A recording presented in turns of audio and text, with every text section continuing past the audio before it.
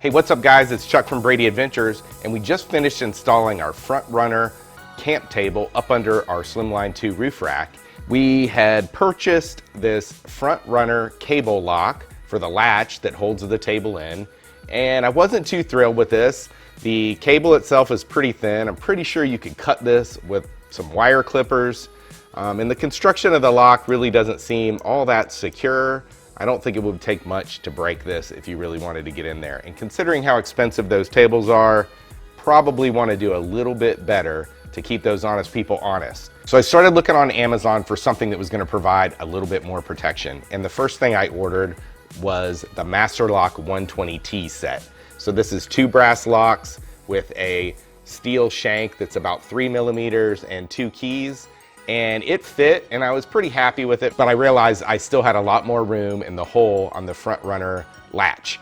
Found something a little bigger, and I ended up with this 131T Master Lock set. Now the great thing about these is they're coated in vinyl, so they're not gonna bang around as much and not gonna scratch up your stuff. They also come with 2 keys. I believe there's a 4 lock set as well. The cable lock is about 2 millimeters, and that includes the rubber sleeve. The brass lock is about 3 millimeters, and the vinyl covered 131T lock is about 4.5 millimeters, and it's actually hardened steel.